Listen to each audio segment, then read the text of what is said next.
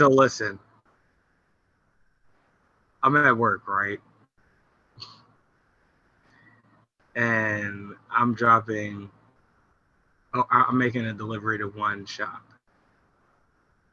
And because of the shop goes, "You're still wearing a mask?" And I'm like, "Yeah." He goes, "Why?" So to beat time and not explain exactly why, I said, "Store policy." Mhm. He's like, "I told him to suck my dick." I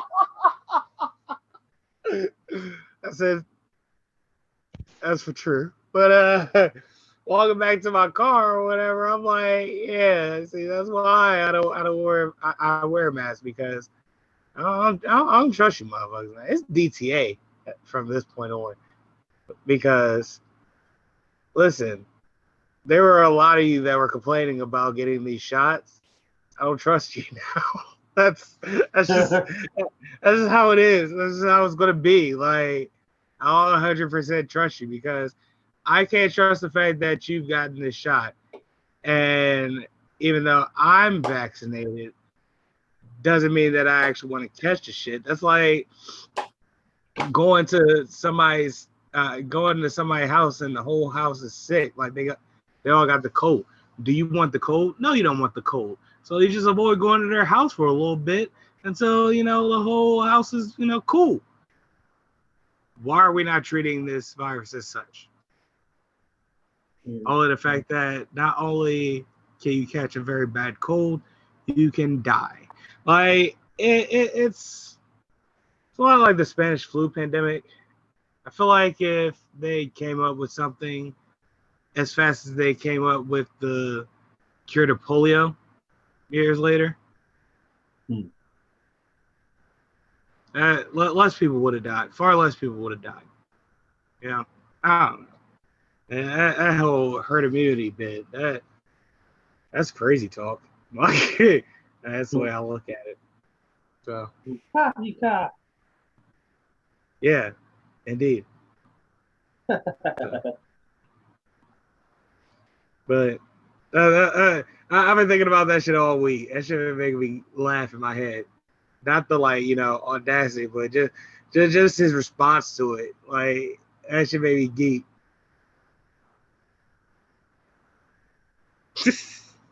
I would have told him to suck my dick. People got the attitude like that right now. Hey, no. Walking with a whole group of white people. Nobody had their mask on. I just told y'all my stick love, but I fuck with that shot. They some cool motherfuckers, man. That's my thing. Like, a lot of these motherfuckers, randomly off the street, probably not. But in the workplace, where they just being cool, being themselves, they chill. Yeah, I can fuck with y'all for a moment or two, before I step up. It's a very true statement. I There are a lot was of dropping people off that you first work with. test shot. You said what? There's a lot of people that you work with that you wouldn't necessarily want to hang out with outside of work. No. All right. But in the workplace, they cool. Sure. You know what I'm saying? You'll shoot the shit with them for a little bit before you have to go do what you gotta do. You know what I'm saying? You'll stall for a little bit, have an actual conversation with them. But will you hang out with them outside of work? Nah. My thing personally is I usually separate my personal life from my work life. So it's like, I don't really hang out with my coworkers usually. There have been certain special exceptions because I fuck with them that heavy. You know what I'm saying? So, if you end up fitting the bill, you're like, all right, I can rock with you. You know what I'm saying? To the point where I have your phone number and shit. If I get another job or you end up getting another job and I don't see you at work again, you know what I'm saying? And we hit each other up. Shit. Like, we can kick it sometime, maybe. I don't know. I'm a recluse, but we can like do the show together every once in a while. I haven't done a motherfucking catering area episode in forever. Last one was the Target crew. You know what I'm saying? Like, so yeah, like yeah. If that's the last one you done, the last one I did was with Sweet. No, you're not Yep. in there. Exactly. So yeah. You know, but no, that Target crew one, that my presence wasn't missed for that one. You know what I'm saying?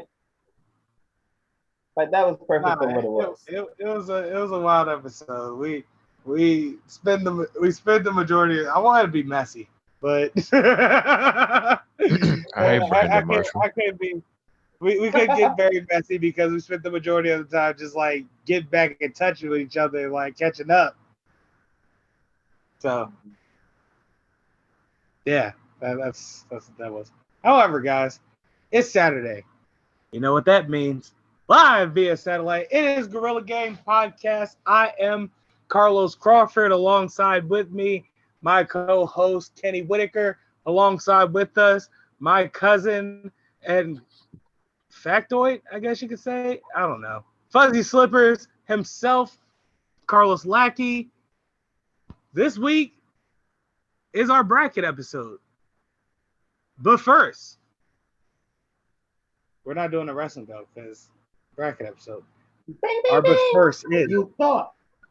hey, listen. Again, it's Saturday. However, other than you knowing what that means, it's July 3rd. Special shout out to Louise. Happy birthday, my guy. Oh yeah, happy birthday, Louise. To you. I hope you're enjoying your evening. I know you said you had to work today and shit.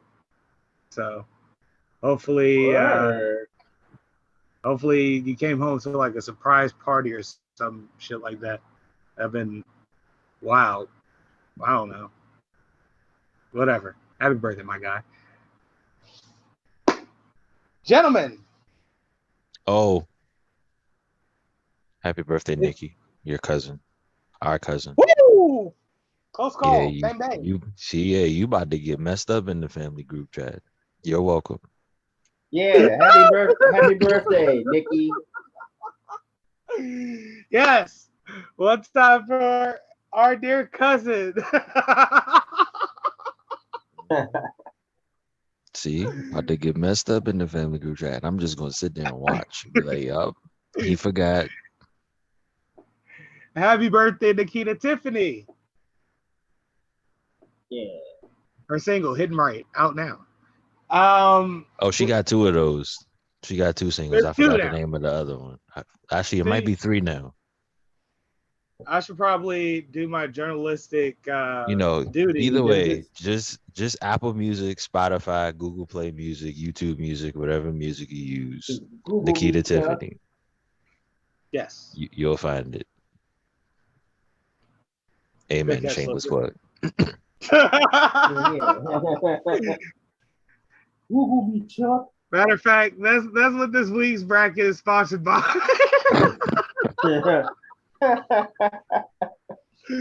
That's who this week's bracket is sponsored by. Nikita Tiffany. All right. Gentlemen, do I have a dandy for you guys this week? We are going to do, well,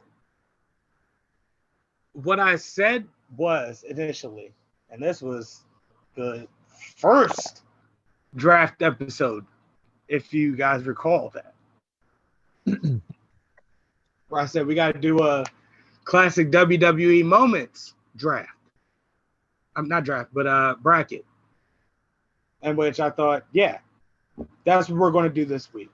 However, I also thought to myself, well, there are so many goddamn moments and different eras. We'd be up all night trying to figure out like a 40 50 bracket. You get my point. So what I did was I condensed it to, in my mind, WWE 2K showcase chapters, right? Okay. Where you have a certain, period in time. Like, think 2K15, where they had the whole John Cena versus CM Punk rivalry. They had the Shawn Michaels versus Triple H rivalry, so on and so forth, right? So in my mind, they were like, these were moments in time, like one of those type of you had to be there type of deals, right? Like if you had posted a picture set on Twitter and was like, you had to be there. This bracket is, moments like these. So it could be, anything ranging from, just a 1 month type of deal to the entire era, because that's what this bracket is broken down to by region and eras, right? Yeah. So, with that being said, I give to you, and I share my screen.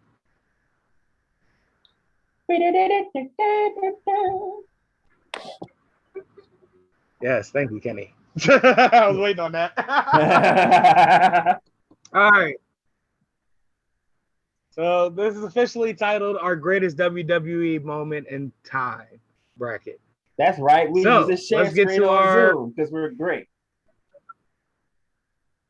Yeah, I finally figured it the fuck out. So let's go to our first region. First region is our new generation region. This region is everything ranging from early to late 1993 to mid 1996. Okay. All right. So in this section, we have first seed 95-96 HBK. This man just put HBK. Mm-hmm. You knew he was. You knew this was. That man just put HBK by himself.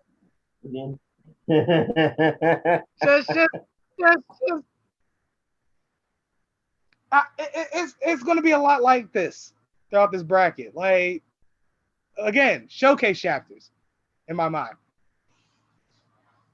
And not only that, we're going to be discussing, like, the moments around that time / angle. You know what I'm saying? I have a bone to pick, but I'll discuss it when we get down there. And the bones we have to pick with it, I guess. Yeah. So, number 2 seed, Heart versus Soul. SummerSlam 1996. If I'm not mistaken. Yes, it was. Third seed, Austin 316. Wins. Fatality. You get tired of this. Never mind. Come on, man. Really? Comments. I just like being funny. Keep going. Guys are fans of this? Fourth seed. Imposter Taker. Oh my God. Really? We have to really Imposter Taker. I'm trying to forget that was a thing. What happened? Fifth seed. Undisputed Intercontinental Champion. What was that? GTA. Oh, sure. And sixth seed, we have Gold Dust.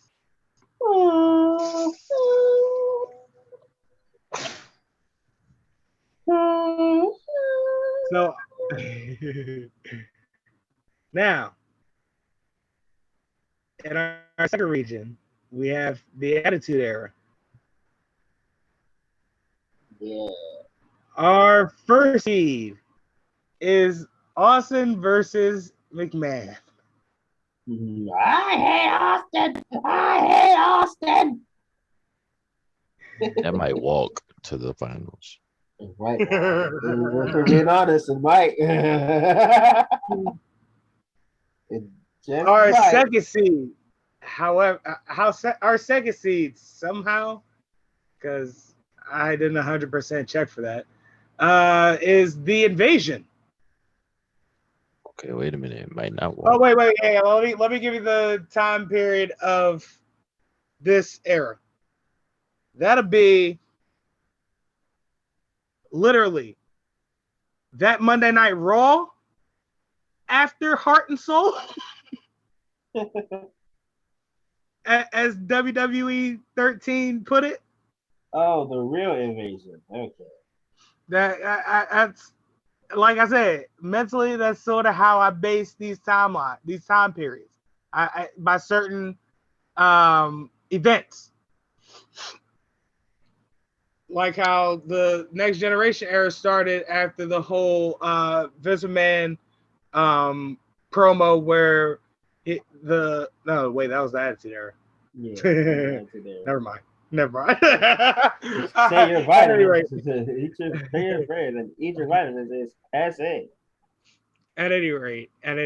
Sorry. Our third seed in this region is the Montreal Screwjob. Brett screwed Brett. Our fourth seed in this region, Jericho, Undisputed champion, the baby! night he became undisputed champion. Yep. Fifth seed, Trish and Lita. They win because of the two people that are in this. In my opinion. And our sixth seed, we have the 24/7 rule. The real 24/7. The real 24/7 rule. That's right. The hardcore championship. The real one. We really lived through a very wild time. Ours is awesome. Goddamn right we did. They're awesome. That's what it is. We're great. What a time to be alive. Mm-hmm. And we're not going to talk about the deep cuts from the Attitude Era. Let me tell you something about Sable and Jacqueline. All right. Hey. Let me tell you something about GTV. They call you the Big Show. Yeah, better stop it. Yeah, that's right. Let me tell you something about Jenna Jameson and Val Venus. Hey. Let's talk about that. Let me tell you something about choppy your pee-pee. All right? Yeah. Maybe we will tell you something about choppy your pee-pee because I was around one of these angles. All right. It really was. Way too close. Let me tell you something about Mae Young winning the evening gown match. Oh, no, we're not. Let me tell you something about Mae Young getting impregnated by Mark Henry and birthing a hand. All right. Okay. And then us seeing that hand years later as a grown man. Nope. We have to pause. We have to pause here. I will never forgive the WWF/WWE for making us sit through Mark Henry courting Mae Young. I will never, ever. Let me tell you something about Let me tell you something about Vince putting his own daughter on an Undertaker cross and then revealing himself as the higher power. buddy. That's within one of these angles. Again, we're going to talk about everything that went on throughout these angles. It's going to be great. Let's go to the next chapters, if you will. Let's go to the next region. Let's see what's in the next region. Yes. What we got? So yeah. And our next region is the Ruthless /HD era. Yeah, zoom in on it. I got a bone to pick. So this era is everything. I know which one it is. You know which one it is. Everything from John Cena and Kurt Angle's first encounter. Wrong. Wrong. Should not be in here. I don't like it. Oh, John Cena in general? That's fair. Yeah. But yeah, the fact that everything you made him from on 1 seed makes me very disappointed. the people want to see him as 1 seed. He No, may they not don't. make it out. Huh? No, they don't. Yeah. I mean, in Whatever. theory. Keep going. That's what you You believe. know what I'm saying? However, everything from John Cena's first match with Kurt Angle to dadgummit. Did you just say dadgummit? Yes, he did. This is 1987 rural Georgia. Doggone it, man. To WrestleMania 29. WrestleMania 29. All right. That was a good one. So before our childhoods were broken. Yeah. Our first seed, we have John Cena. So in theory, there isn't a first seed. I don't know. You can't see it. I hate you so much. I don't mean this.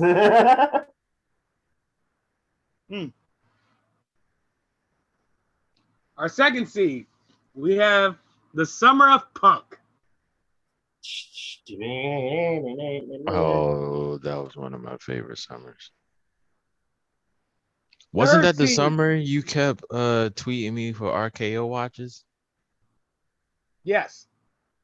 Oh, that was my favorite summer of wrestling. So, correction. HD era ends at WrestleMania 30 as opposed to 29. Okay. Sorry, guys. With that being said, our third seed is The Streak.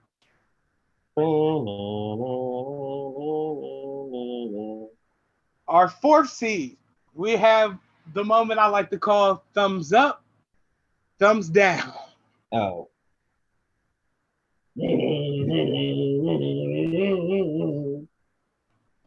Hey, nothing you can say. Yeah. Both of them. Mm-hmm. Yeah. If you recall. Mm-hmm. Fifth seed, I'm your papi. Eddie Guerrero. And our sixth seed, we have the Hall of Pain. I got plenty left in the tank. Boy, howdy did he. With that salmon blazer. Boy, God, that was an awful place. I'm about to cook you. So now we go into our modern era. So our modern era. Whack. Our modern era is everything after WrestleMania 30 up to, I guess this week.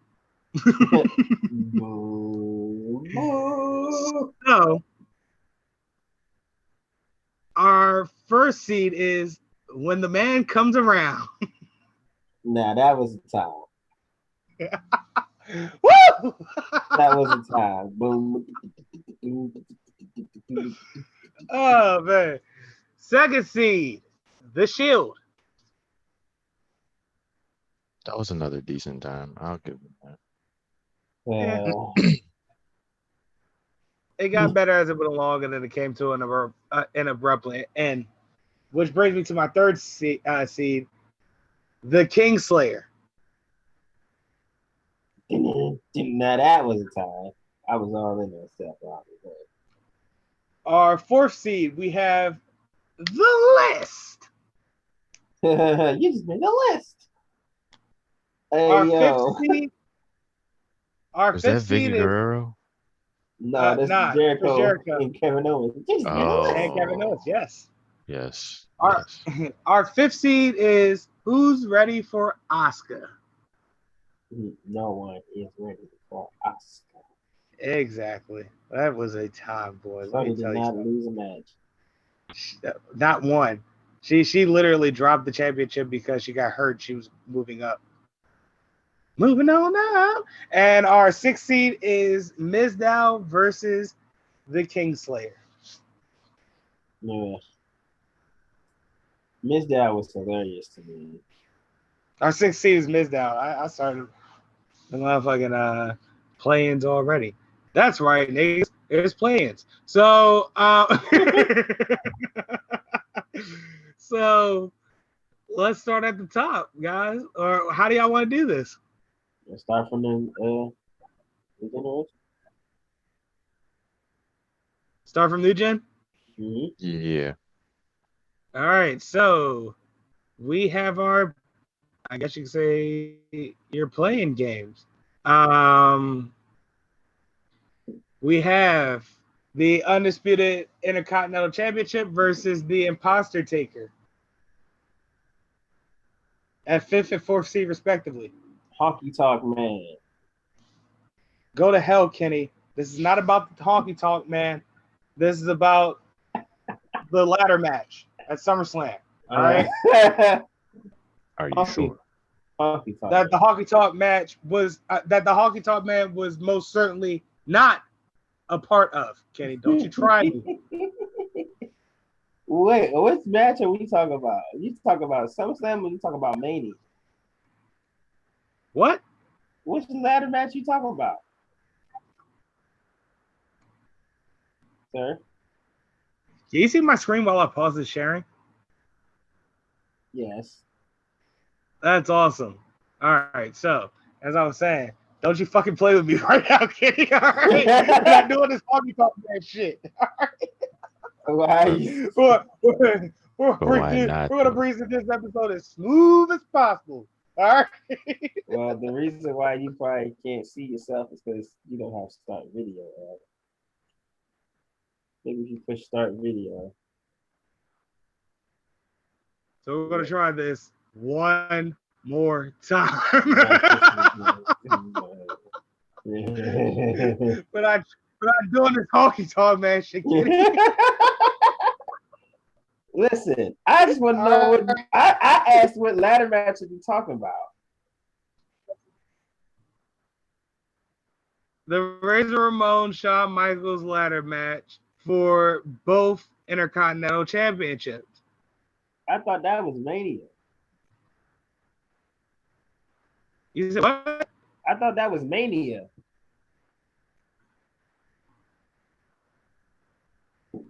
Hello? Oh wait, shit, you're right. Yeah. No.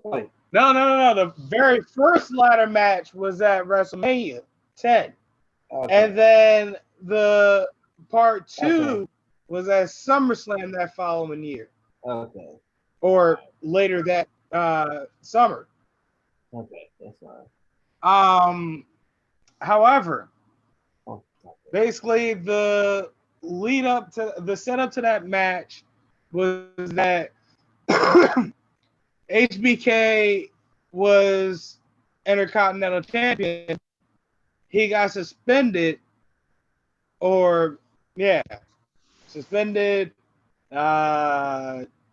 injured, what have you. And the Intercontinental Championship was essentially vacant. Only thing is that Michaels never returned the Intercontinental Championship. So when Razor Ramon was crowned new Intercontinental Champion and Shawn Michaels came back, there was a dispute over who was the real Intercontinental Champion. So in order to settle that dispute, they settled it out in another ladder match, this time with both of their championships suspended in the air. All right. Now,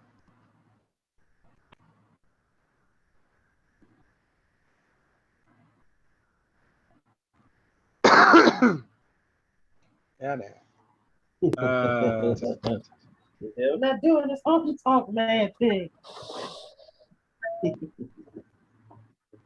the hell, straight to hell. Now that being said, Imposter Taker.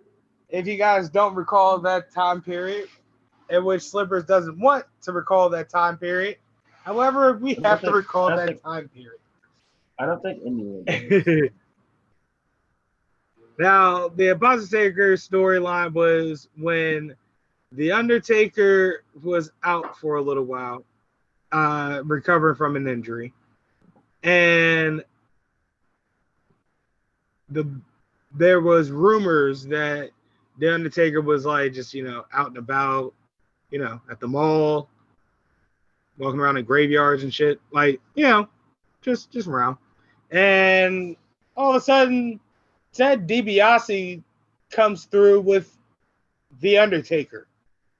This was an Undertaker that covered his face with his hair and wore, the same gray bit of old. At this point, I believe The Undertaker had changed to, the purple getup. And so, yeah, him going back to the grave was like, well, something's not right here. However, he doesn't talk much. Ted DiBiase does all the talking. And then it gets to a point where Paul Bear's like, hey, man, that ain't The Undertaker, bro. I know The Undertaker. That's not Undertaker. Undertaker isn't about the money, bro. Like, so that's where you fucked up for me, in my opinion. However, Undertaker will be back, though. Don't you worry. Don't you worry. And so The Undertaker came back and ran the Imposter Taker's fade. And we never heard from the Imposter Taker ever again. So, who advances against the number 1 seed, fellas? Check by Imposter.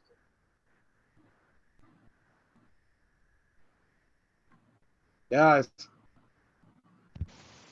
If you don't take the Imposter Taker and leave it where it is and go to the next match, we won't fight. Right. We've wasted too much time on this. We've wasted too much time on this. Way too much time. It wouldn't even need to set up the story. Undisputed Intercontinental. Yes. Yeah. Undisputed Intercontinental Champion advances. Yeah, like you didn't even have to go through the backstory. We know what that is. That's the way. Just put Intercontinental. All right. So our second playing game, number 6 seed Goldust versus 3rd seed Austin 316. I don't think this is up for debate. I dare you to set this story up. I dare you. Don't do it. Because I know you would. Let's just save some time. Yes. All right. Okay. We're not doing this with you. All right. So do y'all want to round out or do y'all want to go to the rest of the playing games for each region? Let's round it out. All right. Our number 1 seed, 95 to 96 HBK versus our 5th seed undisputed Intercontinental Champion. Guys, I understand that regardless, HBK wins in this round, but the undisputed Intercontinental Championship match was before 1995. And 1995 and 1996 was an absolute run for HBK. Probably the perfect setup for 1997, if we're being honest. Because 1997 was just him flying too close to the sun. If we're being honest. Yes, 97 was his Icarus year. My man's was out here. Wow. Like, give me all the drugs. He was going crazy. And at 98 where it all, came to a head for him, like just in that casket match against The Undertaker. So that's why I said 1995, 1996 was like HBK's like 99 overall year. Like it was his God mode, if you ask me. 95, 96. Because that's what we're going with as a choice. Yes. That's what I'm thinking. Oh yeah, easily 95, 96. All right. So 95, 96 advances. All right. Our third seed versus our second seed. We have Austin 316 versus Heart versus Soul, our third and second seed respectively.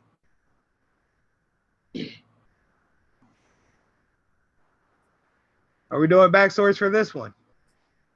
No, not for me. I'm partial to Austin 316, but that's just me. Yeah, that's what I was. I'm in Austin 316 too. That dog pretty much Stone Cold Steve Austin. I'm going to do the backstory to Heart versus Soul because it's very important. However, Austin 316 does advance. However, Heart versus Soul is very important because, again, that night in particular was the big bang of the Attitude Era. And no one really knew it. So what happened that night is that Bret Hart and The Undertaker in the main event. Shawn Michaels is special guest referee. So get to a point in the match where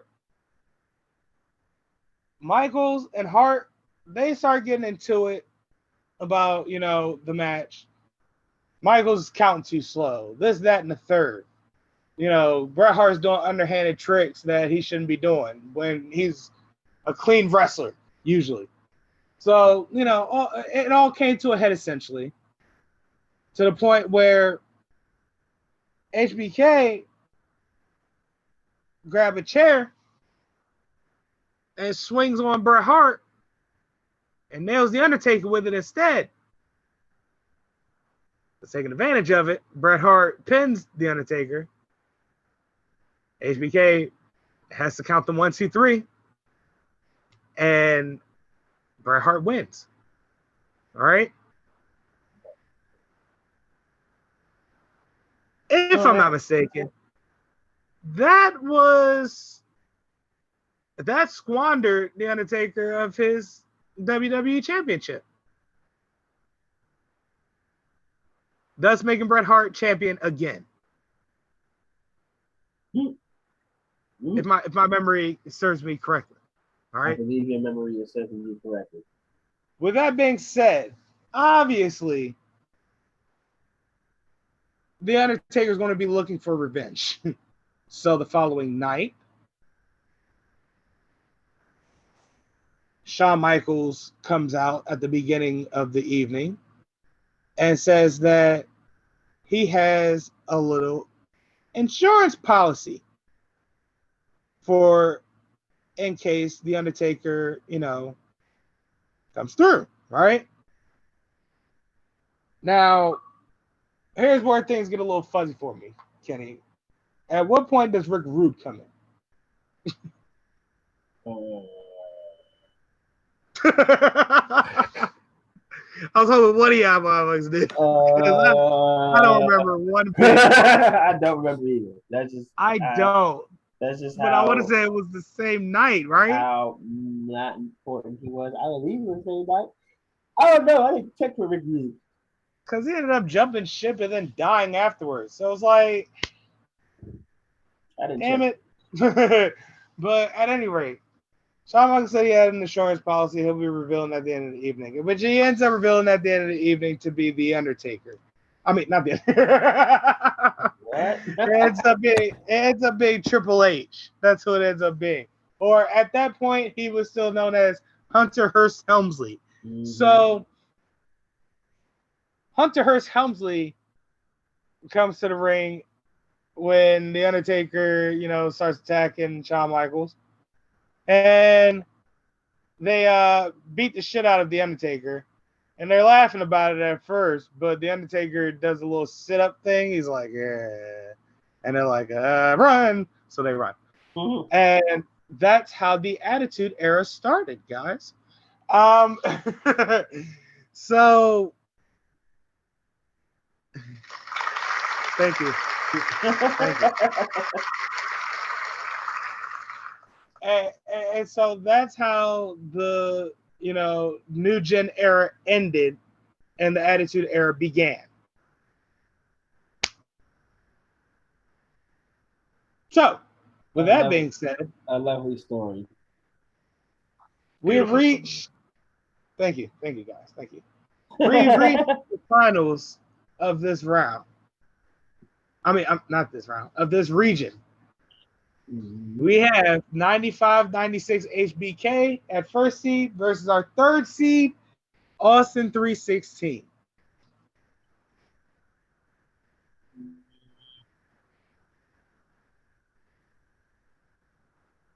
I'm not gonna lie to you, I'm leaning towards Austin 316.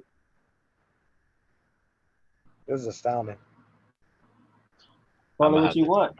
I'm gonna have to go 95, 96 HBK because I don't want it. Yes. Yeah, you can all right. You can do that all you want. I am excited because I gotta be the split decision. I'm excited because now we're forced to do both backstories. So oh goodness. you motherfucking right. So well, you just did the 95, 96 backstory. Yeah, essentially I did. He won Intercontinental Champion multiple times, I want to say. And then 96 ended with him winning the WWE Championship in a Iron Man match at WrestleMania against Bret Hart. So that entire, there was so much more to 95. Oh, that's right. Royal Rumble wins. Completely forgot about that. And the first Royal Rumble, he started at number 1.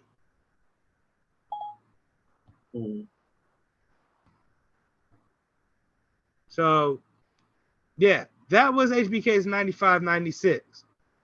Meanwhile, Austin has a classic.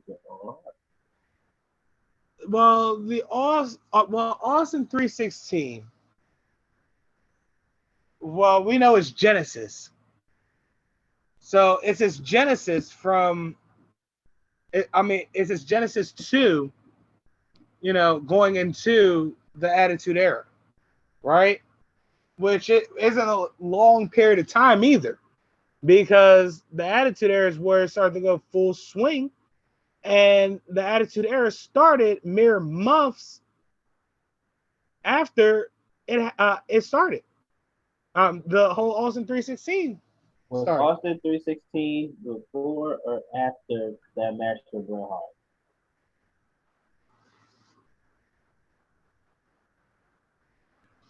That match with Bret, that SummerSlam match was August 96. Hold on. Because that's going to be crushing my entire Yep. You better pray it was before. Better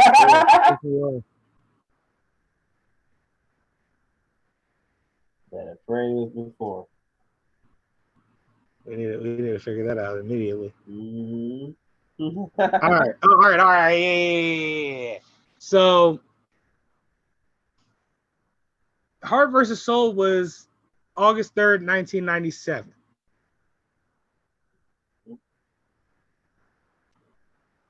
King of the Ring 1996, obviously, was June 23rd, 1996. Oh, so shit. We talking about damn near a year. Yes, Stone Cold and Bret Hart happened at Survivor Series 1996. Yeah, that was during exactly. So we talking about June 1996, where he beat Jake the Snake Roberts in the finals and gives us the legendary Austin 316 says I just whooped your ass speech through that SummerSlam where he, pestering Bret Hart and pretty much saying if you put S in front of Hitman, you get my exact opinion of Bret the Hitman Hart. Mm-hmm. To him bleeding until he passed out that SummerSlam in an I Quit match. All that was, and you still had a whole nother year. Mm-hmm. And Stone Cold went on a tear, an absolute damn tear, because he said in that speech, I got a list. It's called Stone Cold's list, and I'm fitting to run through it. Mm-hmm. And man, did he run through it. So yeah. I don't know, man. You know what to do. Play that glass. You said what? You know what to do. Play that glass. Play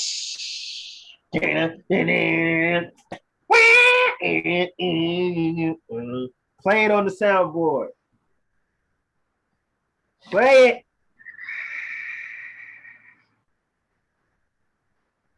Hey, Kenny, man, I got some news for you.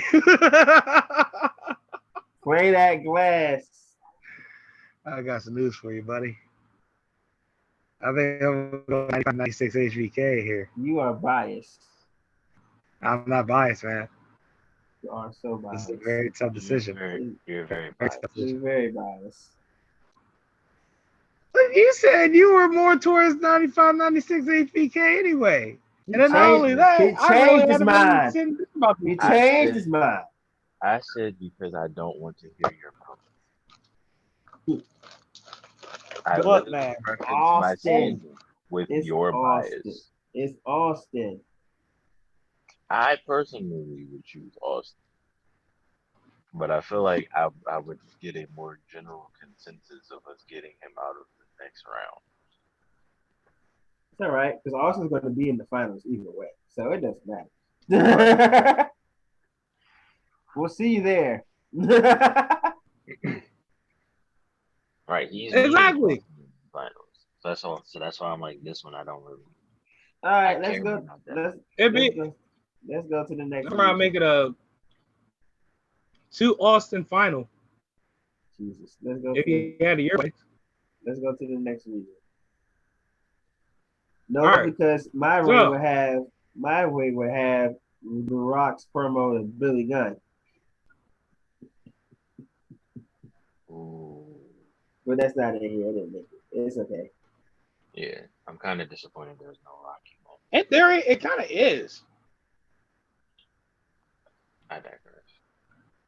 Again, Austin event spans the entire era.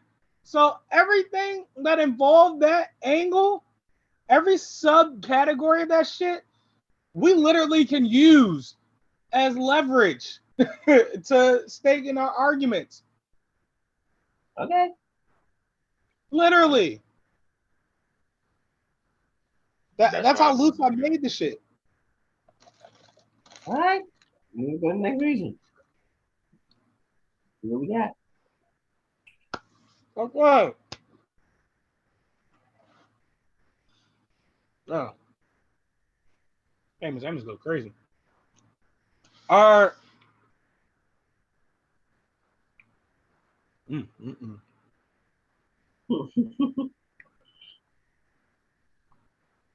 first playing game. 6 seed hardcore championship 24/7 rule versus 3rd seed Montreal Screwjob. Screwjob. As much as I love the 24/7 rule, Screwjob is. Oh, don't we all? Mm-hmm. But I understand. And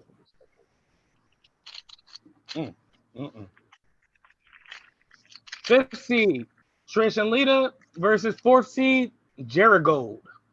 I don't care anything about Yer God, Trish and Lita. Trish Lita advances. Trish Lita advances. That's so funny. Look, that's our first upset, guys. It shouldn't be an upset, but it shouldn't be. Oh no! Undisputed Intercontinental Champion was our first upset. Anyway. Go ahead and click Austin. First seed. No need to read. Just go ahead and click Austin. There you go. Well, before we continue, let me tell you something about Trish and Lita. All right, these are the pioneers of the women's division. I agree. They're not Austin and McMahon. Go ahead. I respect all of that aren't Alundra Blaze and Bull Nakano. You ain't let me finish. Hey, so I respect all that. Yeah. And that rivalry / French. You said what? I said the soliloquy or the diatribe that you about to go with. I respect that too. Yeah. But if you don't come on and pick Austin and Vince and stop playing with the people's emotions, right? Come on. Big man is top 3 Austin finisher takers of all time. Fuck no! You crazy? Who's ahead of him? Other than The Rock, he is top 3. The Rock is 1 out of 3. The Rock Scott Hall is 2 out of 3. Okay, who else? Okay, so he's number 4. All right, he's top 4. Okay. Who's ahead of him? Who's ahead of him in 3? His son, fucking Shane. Shane O'Mac took stunners like nobody. Yeah, that's who takes it best. He had to have taken a minimum of 10,000 stunners. Nigga, Stephanie takes a better stunner than Vince.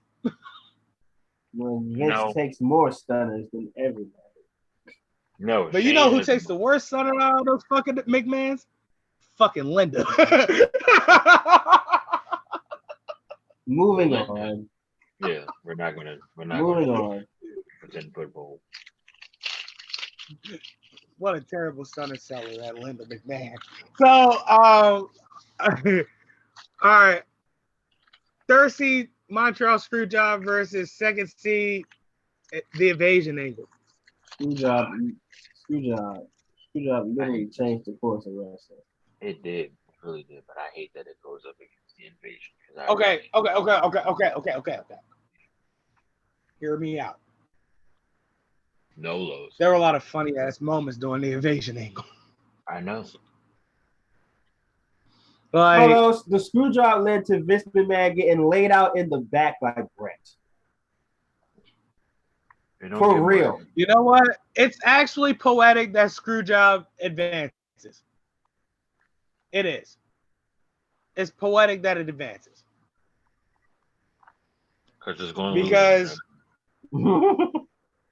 no. Well, probably. I don't know, yes. But maybe. No. So okay. We have your setup at 3rd seed to the legacy at 1st seed. Right. Ladies and gentlemen, I have told this story many a time on this show about the Montreal Screwjob, but I love it so damn much, I'm going to tell it again. Long story short, Bret the Hitman Hart had a contract dispute with Vince McMahon. Vince McMahon couldn't pay him WCW money, in which Bret said, well, shit, man, I got to go. In which Vince like, well, you're still champion. He's like, nah, yeah, I know. It's like, all right, what about it? Hey, man, you got to drop that shit. So Survivor Series was in Montreal, Canada in 1997. There's an unspoken rule that you don't lose in your hometown or home country. Bret Hart's Canadian. So Bret Hart refused to drop the title at Survivor Series in 1997. He was willing to drop the title in like a little, rubber match, if you will, the following night on Monday Night Raw. and that'd be that. Well, they never really came to a conclusion, and there was a point where they were like, all right, well, we're just going to do business for him. Whoever said it, Triple H or Vince McMahon, whoever's in the locker room at the time. And they conspired to, strip him of the championship. And how they did it was they're getting into the match. It's a back and forth match. It's a brawl outside, so on and so forth. Get back into the ring. There's a spot where Shawn puts Brett in the sharpshooter. And as that's happening, Vince McMahon gets down to the ring and he tells the timekeeper, ring the fucking bell. And, timekeeper rings the bell. They award the win to Shawn Michaels, giving Shawn Michaels the championship. Bret Hart spits in Vince McMahon's face. Shawn Michaels acts angry as if, he wasn't in on it, but Bret Hart knew he was in on it. And, he marched backstage and Bret Hart wrote WCW on the motherfucker at the motherfucking screen. So yeah, he was off that. Mm-hmm. This led to an interview with Vince McMahon, in which they asked him, "Did you screw Bret Hart?"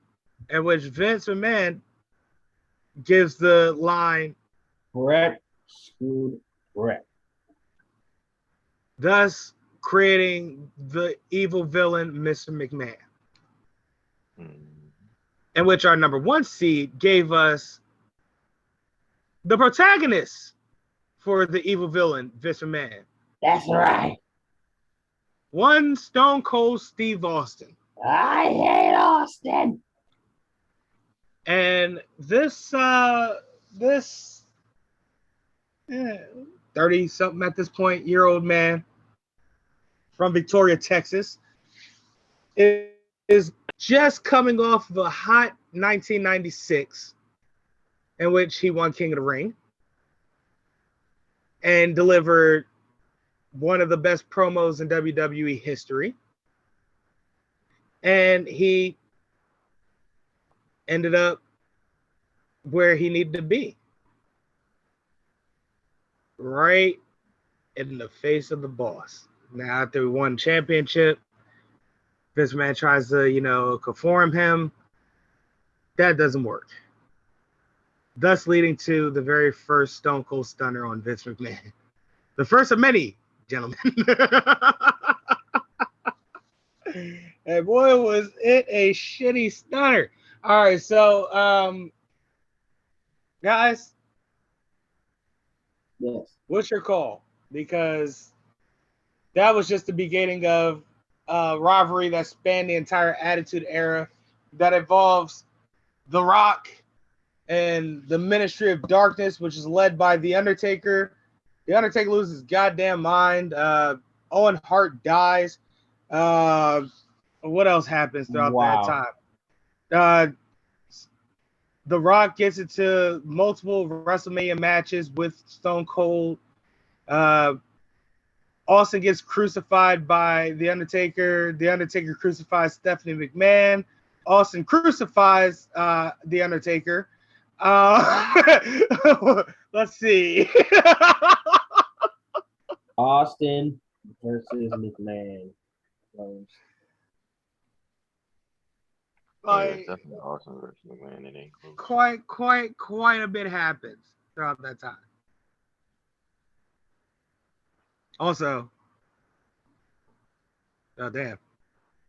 Well, maybe no buzzer because my buzzer's broken. Jeez. I heard it on that Owen Hart remark. Yeah. But it did happen in that period of time. That's just a span. So with that being said, guys, we pick Austin versus McMahon. Austin versus Vince for Kenny. Slippers, who do you have? Austin versus McMahon. It's not a question. Our number 1 seed advances. Austin versus Vince. All right, gentlemen. Here's where things get a little tougher for us, I guess you could say. We have our ruthless aggression / HD era. Our playing games is 5th seed, I'm Your Papi, versus 4th seed, Thumbs Up, Thumbs Down. Thumbs, especially because Dominic is wrestling now. I wouldn't feel comfortable talking about this storyline. You say you're going with thumbs? Yeah, especially because Dominic wrestling now. I feel comfortable readdressing the storyline. All right. Slippers?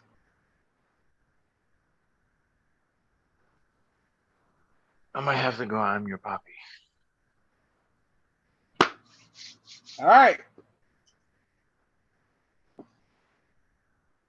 Our 5th seed, I'm Your Papi angle was prior to Eddie Guerrero's death. There was an angle where he was in a custody battle with Rey Mysterio over Rey Mysterio's son, Dominic, who is currently his tag team partner. That's awesome. I still love that factoid, man. That's so dope. But, yeah.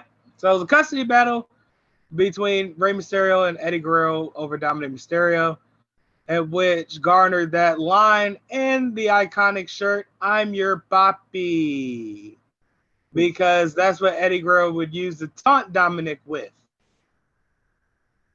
It eventually led to a custody battle ladder match. Yep. Our 4th seed, Thumbs Up, Thumbs Down angle. These were 2 instances. Our first instance was when, my word, Randy Orton became the youngest to ever win a World Heavyweight Championship, which Celebrate Evolution gave them a little celebration for he's a jolly good fellow, ha ha ha. Yeah, Batista, pick him up on his shoulders, and they're all cheering for him, and there's confetti, yada yada yada. And which Triple H is like, yeah, and everything all cool a moment, and then the next moment it wasn't, because it went from thumbs up to down, and which Batista's like that dropped his ass, and they just went on and beat the everlasting shit out of Randy Orton, which led to Randy Orton's face turn. This instance happens again, essentially, when Batista wins the championship. And he gets kicked out of Evolution essentially the same way. And Triple H beats the shit out of him. Why? Because it's revealed, or further revealed, that Triple H at that time was an egomaniac, still hanging on to his God mode, which started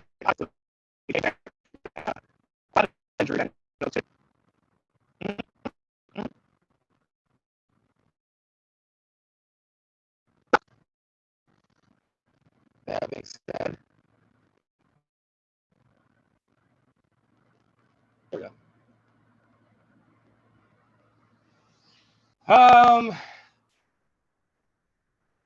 Yeah, I gotta go with Kenny on this one because I can't 100% remember it, but both of those storylines between, them dropping Randy Orton and then them dropping Batista were all interconnected with each other at both ends. So I'm gonna have to go with the 4th seed, thumbs. With that being said, guys, our second playing game in this region, Hall of Pain versus The Streak.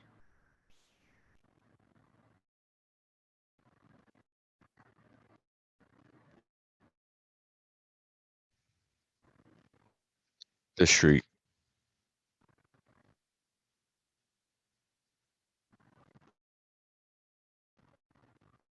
Everybody on mute. The Streak. What happened?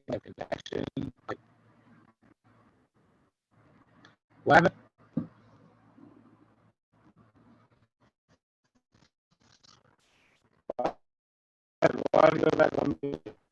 What happened? I don't know what happened, but did y'all hear what I've said? Yeah, I answered you like 3 times.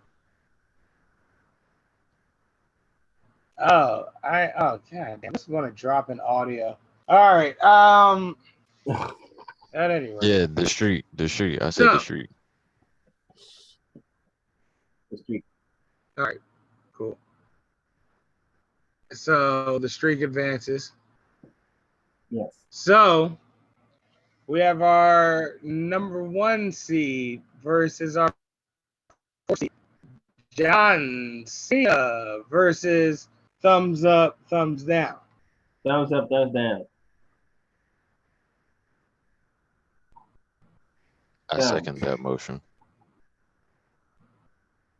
Yeah, I'm gonna go ahead and third that too because listen, this is a anti-John Cena podcast. Apparently, I didn't even realize that.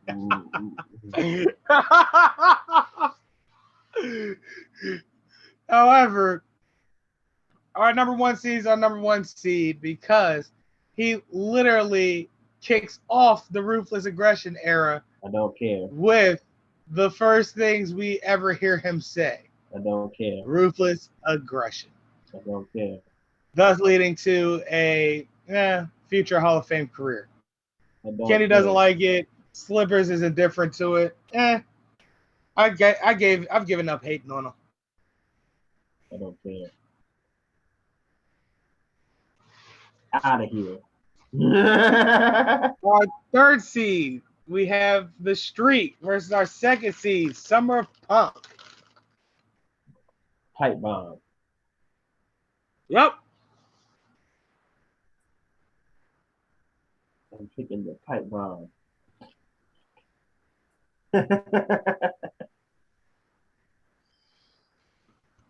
Yeah, I gotta agree with that one. Pipe bomb. It's funny, I actually watched that YouTube video earlier today. Because it happened 10 years ago, like this week. Pipe bomb. Summer of Punk advances. However, The Streak spans 3 regions in this bracket. However, it didn't become of high notice until around this era in this bracket. We don't realize it's a streak until I want to say it was around WrestleMania 24, like around Randy Orton's WrestleMania or Edge's, somewhere around that time. Yeah. That's when people start coining the term that, like, you know, hey, the Undertaker's never lost at WrestleMania. Yeah. So once that became a thing, it was a matter of how long can he keep it going. In which it came to an abrupt end at WrestleMania 30 when Brock Lesnar and his Beast run, this is the first Beast run, not the Beast Incarnate, guys, absolutely destroyed The Undertaker. I'm talking all the suplexes you can imagine, all the F5s that you can fathom, and just like that, it was over. Much like childhood died. You said what? The night our childhood died. Yeah. All right, nigga. We legitimately became men that night. Like, I don't know how that. I don't know how that night in particular is how we became men instead of any other night before or after that. But because Undertaker was things. Sure, let's go with that. So, much like its run in this tournament, the streak ends here. That being said, we have 4th seed Thumbs Up versus 2nd seed Summer Punk. Pipe bomb. Yeah, that's for true. All right, so we got Summer Punk in the finals. And that brings us to our modern era. Mm-hmm. All right, so this is where I gracefully bow out. I know nothing of these. Other than the Shield. Nah, you have You're not going to stick around for the finals? No, I'm saying I'm not picking any of these. I don't know. Yes, I don't know. That's fair. We'll probably breeze through this anyway. So yeah. All right. So no doubt. So our playing games, we have 5th seed. Who's ready for Asuka? No one's ready for Asuka. Versus 4th seed, The List. Asuka didn't lose a match, but The List was such gold and so entertaining. People still walk around with clipboard. No. You don't understand. You don't understand. Asuka didn't lose a match for 2 years straight. I know that. One successfully defended her championship and had to drop it because she got injured while successfully defending her championship. I understand. And then the following night, she went to the main roster and continued her undefeated streak until that WrestleMania. Los, I understand it. I was just pointing out each one. The winner is Asuka. Too long, you understand. What? I said that streak was long, you understand. Yes, I know that. I was just telling people that it was entertaining. Pick Asuka. Pick Asuka. We're being honest. What? Click Asuka.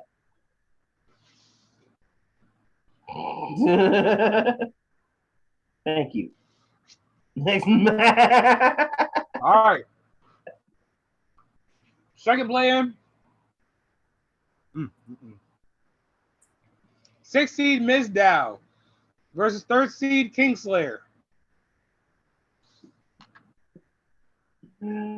Every fiber in my body wants to just debate Miss Dow just for the heck of it, to be funny.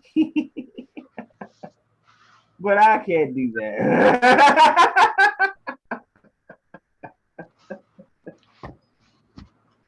Like, it's taking everything in me to resist the urge to defend Miz Dow. Hey, dog, that was hilarious. He was doing everything that Miz did on the outside of the ring, taking bumps on the floor. Yeah, he's not even a legal man. He's not even being attacked. He's just doing everything the Miz is doing. He's whooping ass. If he's in distress, he's in distress. You know what? I actually remember this one. This was like the dumbest, most hilarious thing I'd ever seen on television. Yes. I would watch it again too. I most certainly would. That. Or I third that at this point. And our 3rd seed Kingslayer. Essentially, Triple H turns on Seth Rollins after Seth Rollins was basically his I guess you could say his mule, his lackey. But, Seth Rollins, in fairness, was flying too close to the sun with his power and authority inside the authority. Yeah. So it's like, However, it starts his face turn, and he goes on essentially a pilgrimage to run Triple H's fate at WrestleMania, in which he successfully does. Aesthetically, this is a fun time. But I don't know. I kind of want to go with Mizdow here. Well, looks like we got upset. Mizdow. Mizdow. Mizdow dances. That's crazy. All right. So, oh wow, this is exactly what I didn't want, just yet at least. However, our first seed, we have When the Man Comes Around versus our fifth seed, Who's Ready for Asuka?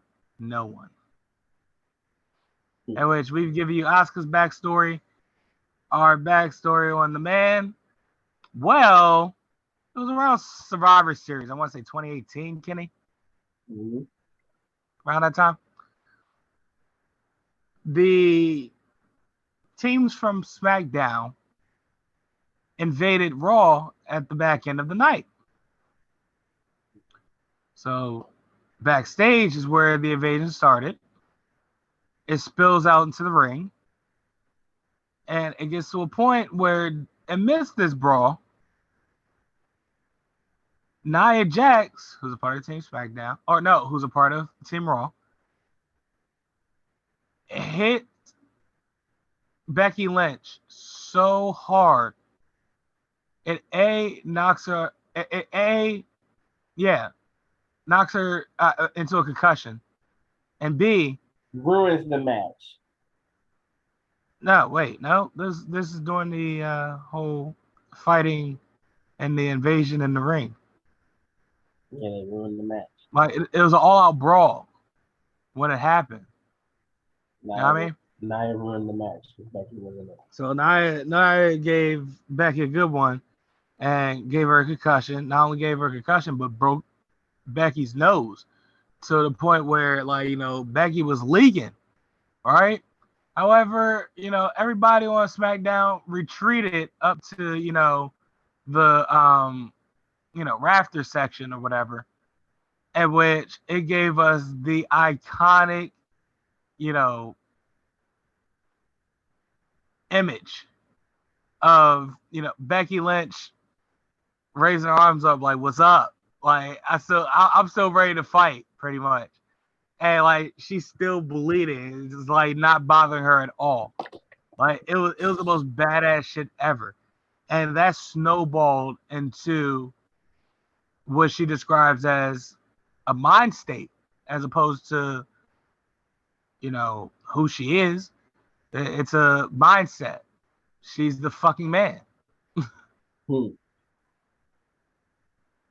So, and boy, when the man, hey, listen, hear the bells? Ring them now when the man comes back around. I don't know how this shit goes. But, so, yeah, I don't know which one to pick on this one because, listen,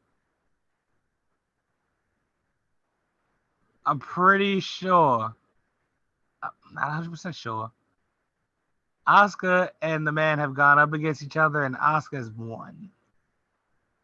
2 belts, Becky. Becky, 2 belts.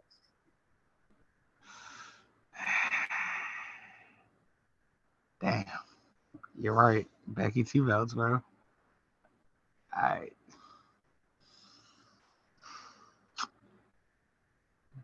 Charlotte ruined Asuka. All right. The man advances. All right. So we have our 6th seed, Mizdow, versus 2nd seed, The Shield.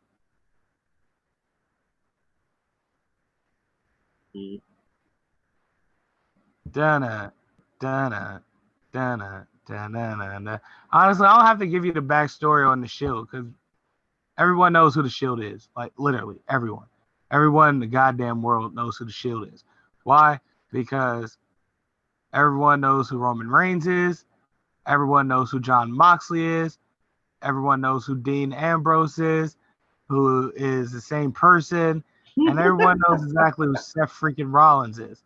So it's like, you know what their background is from, where they came from. They were a part of a group of, like, I guess you could say, special operatives. I don't know. They just came in, fucked the matches up for one reason or another, whether justified or not, depending on whether they were faces or heels at the time. At any rate, eventually they break up when Seth Rollins turns on Dean Ambrose and Roman Reigns and joins Triple H, thus eventually leading to the whole Kingslayer line. And that's what the Shield was. Every once in a while they have reunions. They'll have special guests. Like Kurt Angle was a part of the Shield one time. That was pretty funny. As much as I don't like them, I have to go with the Shield. Yeah. Slivers. The Shield. I remember the Shield. I remember the Shield. I remember those guys. Yeah, let's go with them. All right, yeah. All right. Pretty cool. Dana, dana, dana, dana, dana. All right. That being said, we have a classic 1 versus 2. We got the Man versus the Shield. The Man. Slivers. I agree, the Man. All right. The Man wins. Get out of here, Shield. Roman is not going to smell final at anybody. I painstakingly acknowledge this motherfucker. Not as head of the table. I mean, a part of the Shield group. Final 4! All right. We made our Final 4, and this is about to be a hell of a Final 4. Are we doing this horizontally or vertically? I forgot how we do these things. Oh no, wait. So we'll let up. We'll let up. All right, cool. So it's vertical. All right. So our Final 4 consists of 95-96 HBK versus second seed Summer of Punk. And then first seed Austin versus Vince versus first seed The Man. Which side are we doing first, guys? Let's do Austin and get him to the finals out the way. Damn. Yeah, Lee. All right. Kenny, you agree? It's the truth. Yeah, I agree. Ooh. Yeah, all right. And then we have 2 formidable opponents, actually. 95-96 HBK versus Summer of Punk. Both of these are doing the finals, if we're being honest. Maybe. They don't usually could be. But I just want to let you know, John, while you sit there in as much pain as you can possibly be, I want to tell you something. I don't dislike you, John. In fact, I like you. You're one of the few people I like in the locker room. I don't like the fact that you're the best because you're not. Because I'm the best. And it's true. He's a Vince McMahon is a millionaire who should be a billionaire. You know why he's not a billionaire? Why? Because he surrounds himself with incompetent, idiotic yes men. And he still does that. Damn, that sucks. Well, can he scoot over?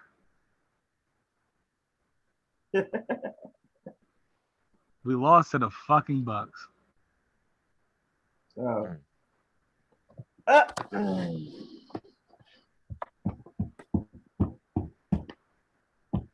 you can't see it, but I'm patting the seat next to me.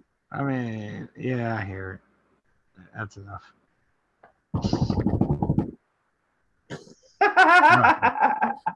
Okay.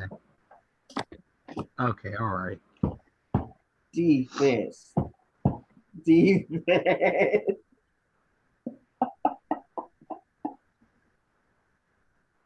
I'm picking the pipe bomb. And also, Punk was champion for like almost 500 days. I too am picking CM Punk. Guys, back-to-back Royal Rumble wins. Hey, I understand, Los. First in the Royal Rumble in one of those years. Los, the fact still remains that Punk said everything correct to this day. Yeah, that shit carries weight to this day. Fuck yeah, Summer Punk wins this one. It don't change. Wow, like, here we are, guys. That man was playing WWE story mode. I wish all the right he simulated that shit. I wish I could say beautifully that it'd be better when Vince McMahon's dead, but the fact of the matter is gonna get kicked up by his stupid wife and his stupid son-in-law.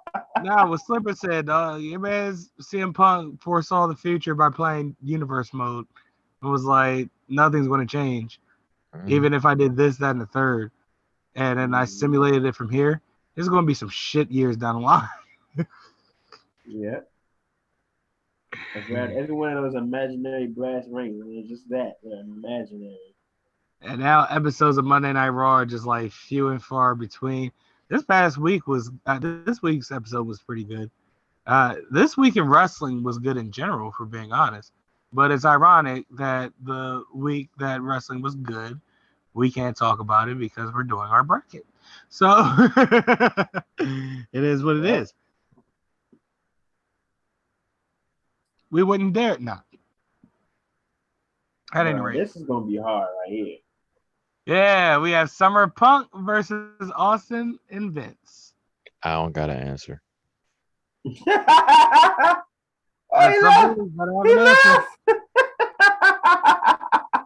He left out! He left the room? He left out! Oh, I hope that was an accident. Hey, nah, man. Hey, yo. Oh, he entered the waiting room. Okay, you gotta let him in. How you let him in? You gotta push admit. I gotta push what now? Admit to let him in. Oh, there it is.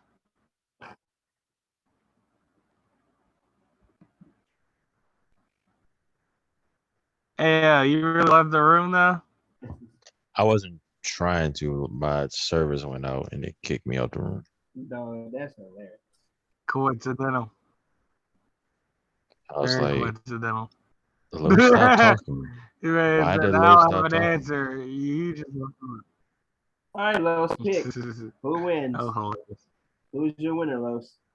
I don't know. I really don't have an answer here. Yeah.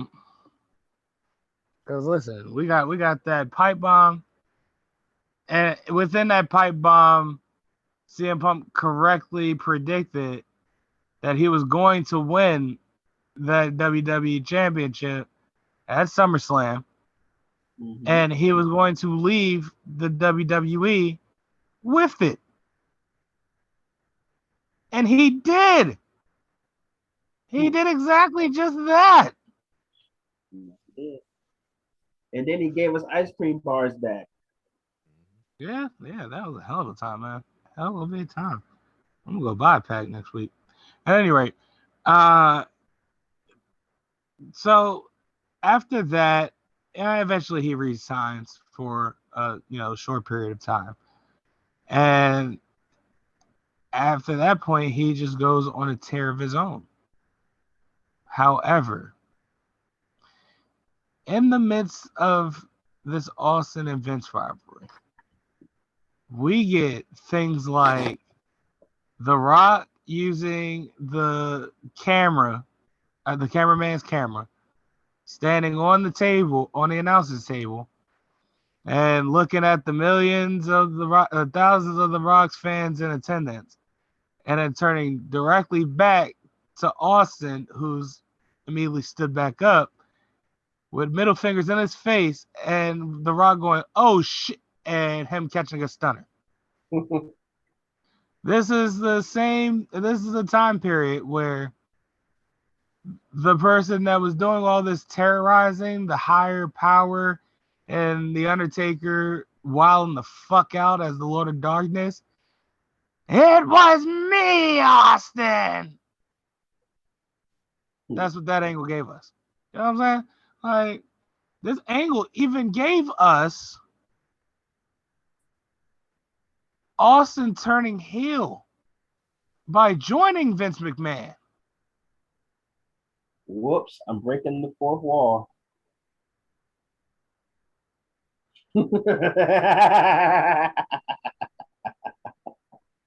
Hey, Cocabana, how you doing?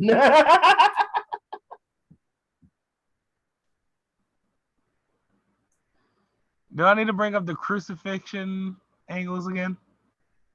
Within this angle? Oh, all right. Let's see what else happened all between this. We got Rock versus Stone Cold 1 at WrestleMania 15. Listen, then Stone Cold got ran over. Listen, for those of you who and he was out for like almost a whole year. For those of you who are cheering right now, you're the ones that's putting money into this company. You're the ones that's sipping out of those collector's cups so that my face is not on. And 3 in the morning at the airport, you shoving in my face over the Sonic because you're too lazy to go get a real job. Hey, Kenny, man, I'm here to tell you, buddy. Remembering and reciting that entire speech, word for word, bar for bar, is not helping you in this argument, buddy. Yes, it in is. Fact, it works. Some would say that it's even hurting you. It ain't hurting me because it's the truth. You're still doing it. The only reason we put money into it is because we fell in love with Austin McMahon. Austin made Brett leave. I don't 100% remember the entire reciting of the pipe bomb. I do remember Austin drowning the corporation in beer in the ring one night. I recall that happening during that angle. I remember McMahon putting your favorite wrestler on the shelf because somebody was bigger than him. Remember that? Yeah, man. I think we have a winner, guys. Maybe Austin wins the game. Yeah. There you have it. Who wins? All right. Austin versus Vince. No. Yeah. How can you go against what is currently happening when somebody has predicted 10 years ago? You know what? These your argument was the same speech, and I have given you multiple examples throughout that entire rivalry angle. That same speech lasts for decades. It does. Does it hold before he was in the WWE? It lasts for decades with Hogan. Hogan was getting over on people that were way better than him. It still happens today. Roman gets over people who are way better than him. The joke has not changed. History don't change. It repeats itself. It's still going. Punk pointed that history out, and it still happens today. It happened back then, and now you want to give the same man who's repeating history a victory? Bruh, you're part of the problem now. And what do you always tell me? If you're not part of the solution, you're part of the what? Oh, Los. You're part of the what? The problem. How does that even make me a part of the problem? That's where I want to start there. How does it make a point? Because it's still relevant. It really is. Every word he speaks is relevant to this day. Do you want to see wrestling improve, or do you want to see it stay the same? Because I can bring Stone Cold back out for you, and I can bring McMahon back out there for you, and we can do that again. Yeah, I might have to go with CM. That's a fair point. I can do it again. That's a fair point. However, you want me to grab The Rock for you? You want The Rock versus Roman Reigns once in a generation match? Or do you want Rock versus Cena versus Roman once in a generation match? You want that? Because McMahon will give you that, like he's been doing for years with Hogan and The Rock. You want that too? You want Hogan to come back out too? I want you. We can give you that. I want you to shut the fuck up and listen. That's No, all I want you to do. I want you to understand what I'm telling you. Yes. I want you to like understand where I'm coming from here. At this point I don't even remember where I'm coming from. So thanks a lot. You're welcome. That was my plan. Filibuster son of a bitch. That's the plan. You know what I'm saying? Seriously. So that being said, I don't even care anymore. I just want to. Oh, where were we? Right. Yeah. No, this is fucking bracket. That's what we were doing. So who's the winner?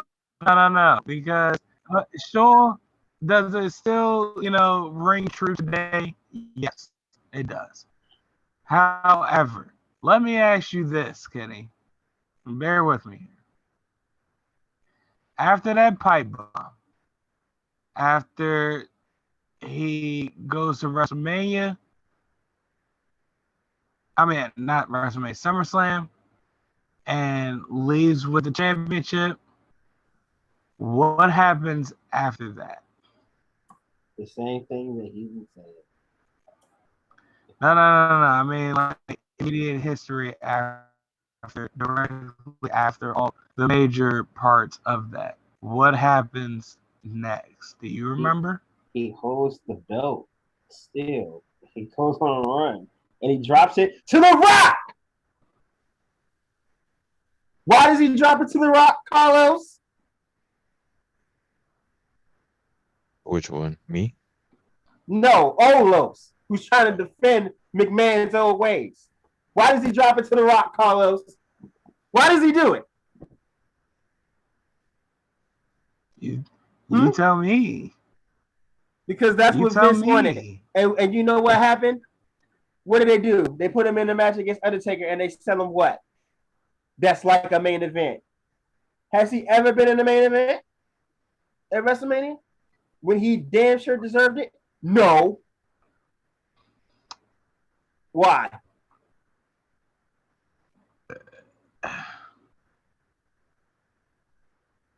Oh man, I don't know what to tell you. I don't have the answers. Just how the game goes. So who are you picking? You're doing all this. Who are you going to pick? I'm personally picking Austin versus McMahon. Like that rivalry made this entire company. And that pipe bomb exposed this entire company. That's cool and all, but there have been shit to expose if Austin and McMahon never happened. Because this company would have went under. But it would have been WCW that won the Warriors. Aren't we always talking about progression? WCW was winning more anyway. So WCW was winning. They needed Austin to do that. What memorable thing has happened since that pipe bomb? That you can say, "Dag, that really changed my life about wrestling." Other than Bianca and Sasha, what have you been excited about since then? The streak ending. That blew my mind, at least. It was out of left field. I thought it would never happen. That was a smart move on their part in doing that.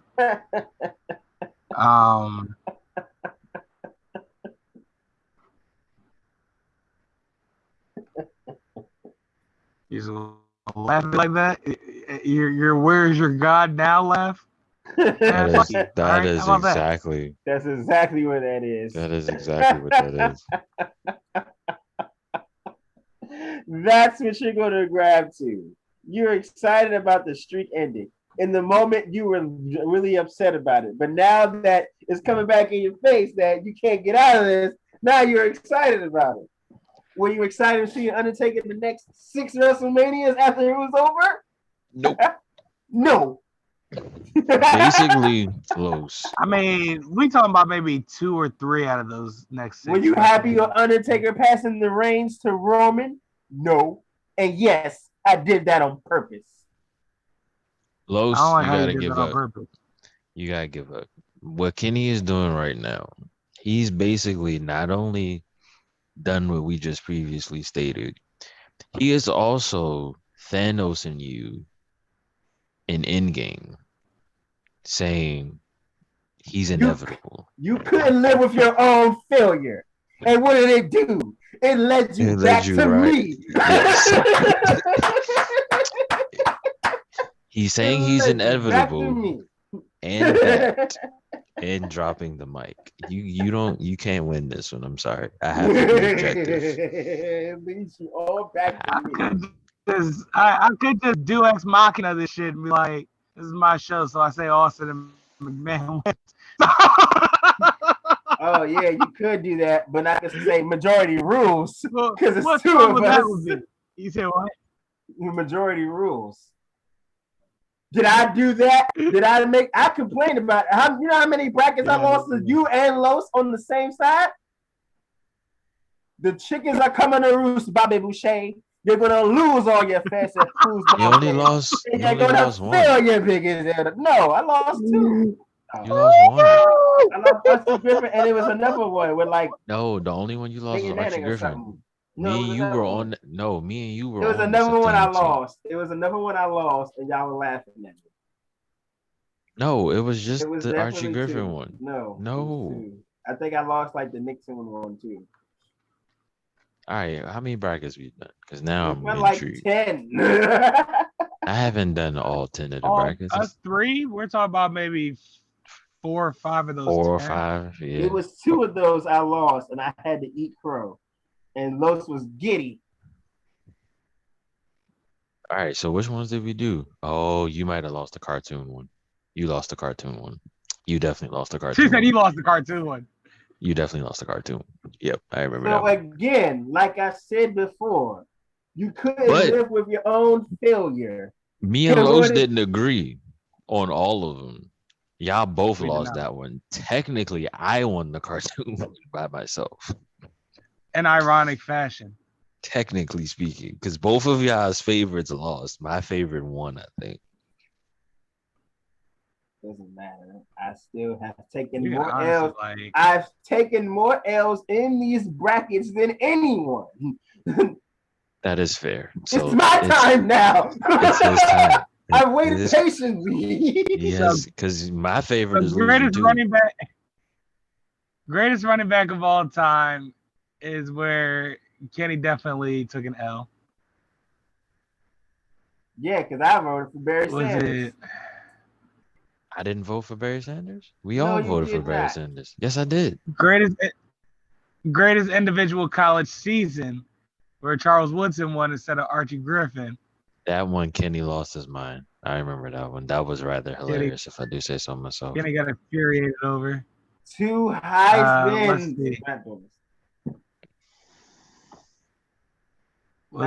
The Cartoon Network.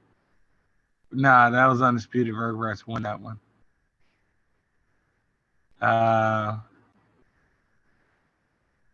Greatest wrestler of all time. Well, it ended up being a fucking Flair sweep for greatest wrestler of all time. Fuck you, Kenny. That's a very long time. How about that? I wasn't involved for that one, I don't think. Right, that's a very no, long you were time not. ago. And because Ric Flair wouldn't have made it that far if I was there. Oh, greatest college football game was the one Slippers won. Yes, that's the one that I won. Texas and USC in 06 one. Yes, that's the one that I won. So my overall record is 1 and what? 4? 2 counting this one. Let's see. Well, what do we have back all the time? It was Jim Brown. I won that one. Yeah. Come on, you're making my case for me. I picked Barry Sanders. I picked Barry Sanders. How did Jim Brown win? Because Los went for Jim Brown and he got his way. And today is the day Kenny gets his way. Kenny, that was one for me. We still haven't counted the rest of this. Because the greatest wrestler of all time, both men and women, ended up being a Flair. Yes. I didn't ask for that. As a matter of fact, I was hoping that didn't happen. You didn't articulate but it ended up points happening. well. I And boy, articulated my Kenny, points did well, you very enjoy it? well today. Yes, I did. Because all those other times I had been on the L. And I didn't win for a very long time after that. Kenny, I'm looking at the same brackets right now. We have all of 1, 2, 3, 4, 5. Wait, 1, 2, 3, 4, 5, 6, 7 brackets. One of which, 2 of which we did in one episode. Okay. How is this making the point of me still losing? Out of these 7 brackets. The only one that you said I won was the Flair Sweep. Yes, that's 2. Right? 2. What's the second one? This one? Slippers won greatest college football game. You were just mad. Well, I won individual college season. Greatest running back. I won greatest running back of all time. All right, you may have a point. Yeah. You couldn't live with your own failure, and it led you back to me. I was waiting for him to add it all up. I was like, he's getting close. He's almost there. I mean, like, fuck y'all. That's all. That's all I got, and that's all I got to say about that. That's fine. Anytime you get one of those from Olos, that means you win. Yeah. Mm-hmm. You have won in royal fashion. He fought to his last Not so much you winning, so much me conceding defeat finally. Yes, you won a long time ago. I just wasn't willing to lose. Yeah, I know you did. We should have did this 15 minutes ago. Don't you? But no, you don't want to know when. You don't want to know when to fold. Gotta know. I'm going all in with 2 pairs. Know when to fold. Meanwhile, I got a royal flush over here. I was just like, he hasn't realized that he's only said 1 for Kenny. Because 1 went to me. Yeah. And that was the first time we brought you on as a third man for these panels. And that's how it turns out. Like, what the fuck? This man debut. The first one, my debut was the college football one, the college greatest moment with Charles Wilson.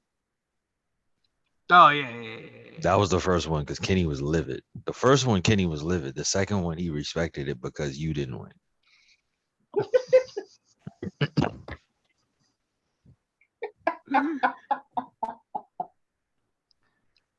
That's how that went. I'm mad as shit because I know that by how earnestly Kenny laughed, that was exactly why Kenny definitely respected that win.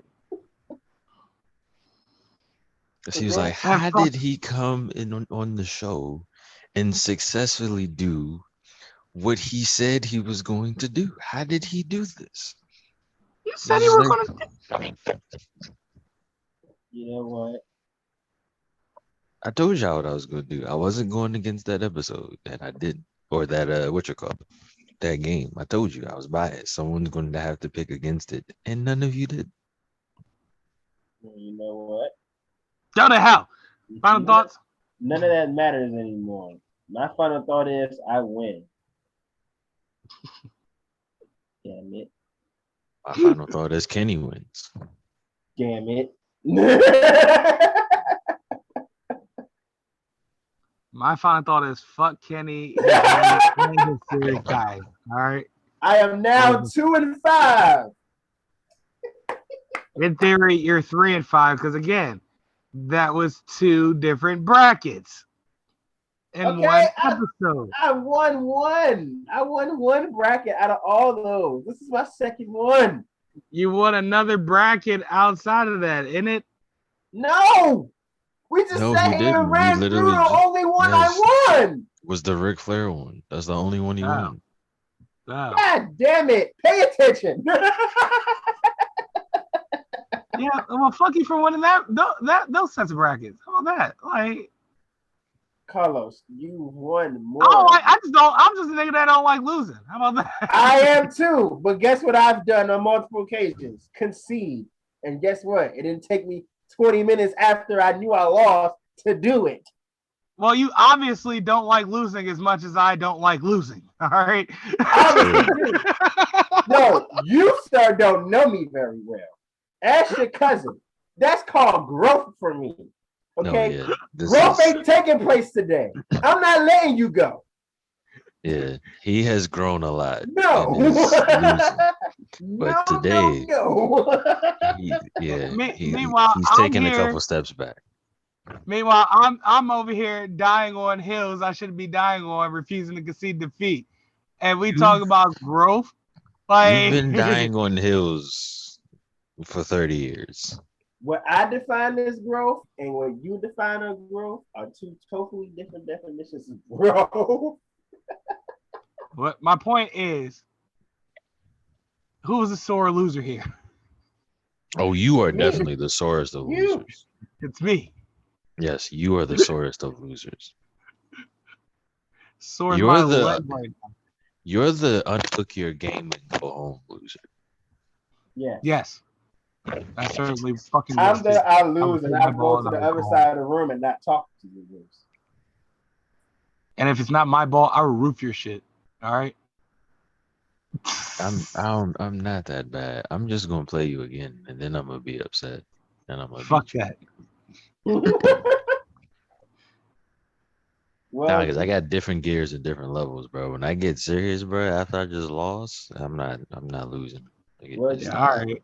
You can't roof the podcast. At a certain point, I just leave it, come back with the blicky like us from above the rim. Leon? I'm going to the card. Getting my other gun. Yeah. Yo, the way Wesley Snipes looked at Woody Harrelson, like, if you don't go grab the bag and let's go. That's hilarious. You about to not be here no more, Slim. Grab the bag. Let's go. Not again. My final thought is this. Fuck y'all. All right? Because, like... Before we get off the stage... No. I'm bogarting your final thought. It's coming this way. That's how this works. That's how any of this works. It is, because before we get off this stage, you're going to officially announce this win, because you haven't done it.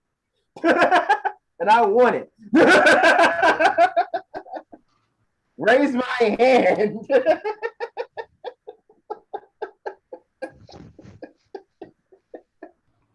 Never. Now bring it home. We're not going nowhere. I know one thing. Yeah, I got until 11:40. Do it. I promise you, coward. Do it, you coward. Leave. I'm gonna actually what in the world?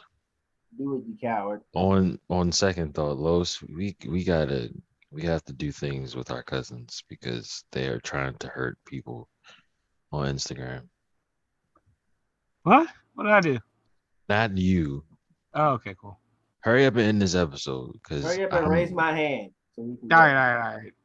All right, fine. You win, nigga. Shit. Thank you. It took 33 minutes for this man to say somebody won. This is ridiculous. Because I would love to end this fucking show, the way we end this fucking show, and out abruptly, and me driving 80 to 90 miles per hour down the Oxon Hill to drop kick Kenny in his fucking face.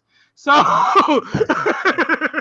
you drive all the way down here to Oxon Hill because I won and you're mad about it. I'm living rent free in your head. No, this is just a testament to how sore of a loser I am, Kenny. You don't understand. Well, guess what? Even the great ones lose. Unless your name is Michael Jordan, you don't lose in the finals. But before that, he lost. I'm only great in my mind. So it's like... Well, that is where you fail.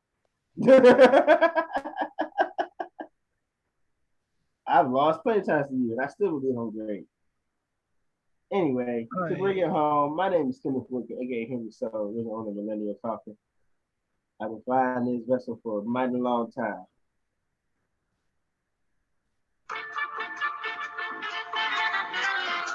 Do it, Los. Do it. Oh, you won, all right. At what fucking cost? 23 Skidoo. Nah, that's not happening tonight. 25. No skidooing. No fucking I did it. skidooing. Keep it moving. Yeah. You be fucking lucky you get sound effects this even, motherfucker. AKA the last Black Jedi. Do or do not. There is no try. Like if you try to oppose me with CM Punk, you'll be looking salty like Los. Yeah, that's how I do that. I jab back since you don't want to do stuff. They'll be coming. Ali style.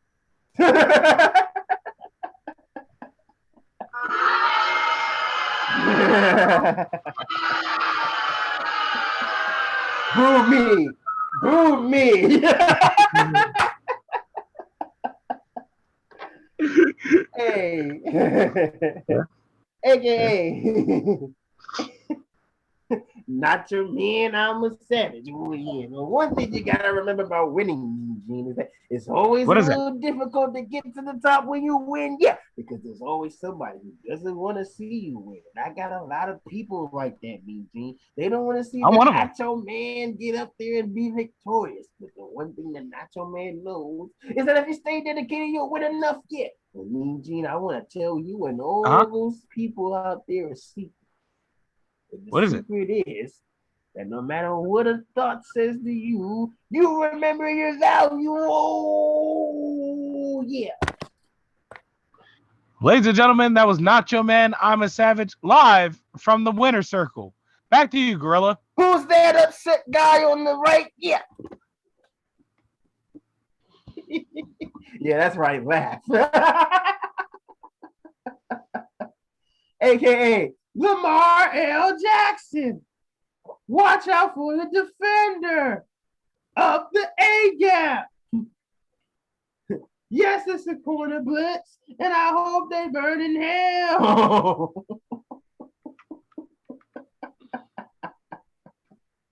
Oh, that's looking okay. AKA they're very sexual. They're very tight. Very toy-ish. Austin Powers Faja. Wait, is Faja? Dad is Faja. Oh.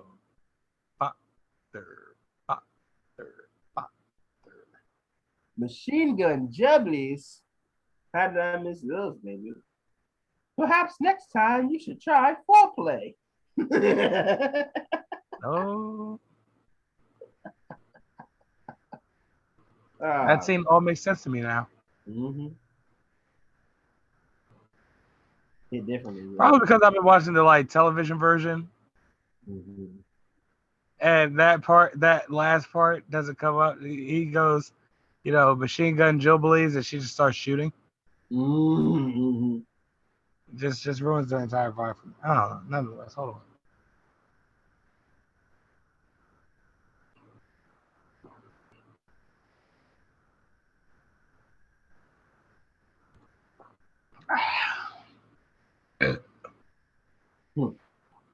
Woo. To bring it on home, I am Carlos Crawford, a.k.a. hitting sweet chin music out of nowhere. It's chin music, Charlie. Out of nowhere. A.k.a. Thick Blair. When you get on Cape Mountain, you be like this.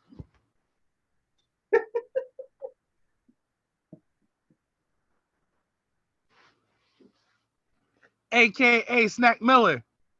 Shit, start a war, you softer than the carpet floor. You fucking with a carnivore. Heart is frozen as the Arctic Ocean, bring a shark to shore. Digging their jaws, I give a wood like a carbonaur. Jesus in his modern form. A.K.A.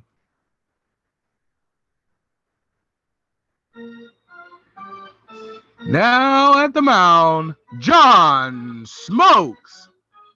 And he's done it. 14 strikeouts, no walks, no runs, no coughing whatsoever. Smokes has pitched and smoked the perfect game. He blew it away, John. Blew it away. AKA the 8 a.m. Savant. Fellas, I want to say this bracket was a piece of cake, but now I don't even know anymore. I just don't know. I mean, I feel like it was a piece of cake. I simply don't. However, AKA Bianca Vega.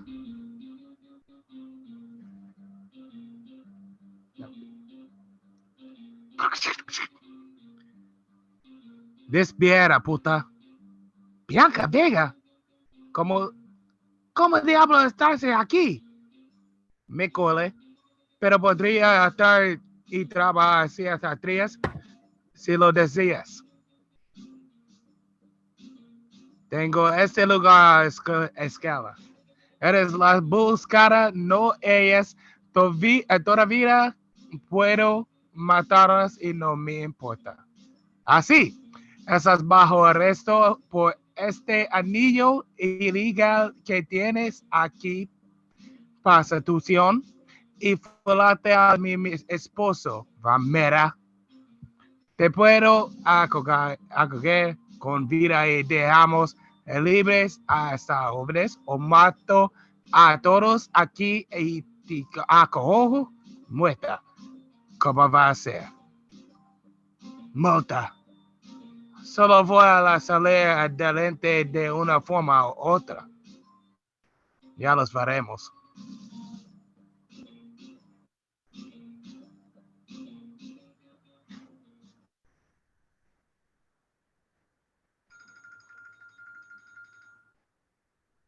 And that was episode 145. I don't know what she said, but it sounded like it was a problem. Well, to break it down in English, essentially, Bianca got the drop on Juliana Dominguez, and she snuck. Essentially, she snuck in, and basically, she was saying that, I could just tie you up and double back around and kill all your, security prostitutes. No? All right, cool. You're under arrest for the illegal prostitution ring, for prostitution itself, and for fucking my husband. Yeah. They have a history together, bros. At any rate. So she gave her the ultimatum. Either I arrest you alive and you get these ladies out of here, or I just kill everyone here and just take you in dead. Either way, it doesn't matter to her. In which Juliana said, fine. It doesn't matter because I'm getting sprung out of jail one way or another anyway, which Bianca said, we'll see about that. Okay. It wasn't very good Spanish either, but, I tried my goddamn best. That being said, ladies and gentlemen, that was episode 145. Like us on Facebook. Subscribe to us on YouTube. That's all I got for you guys right now. Yeah, honestly, we're being completely honest. I don't know if we should rebrand or just start over from one. But, on Apple and Spotify and Google Podcasts, I don't know. We're still figuring that out. Until then, we'll see you guys next week. Bye. Look at Marlon. We We out. off this.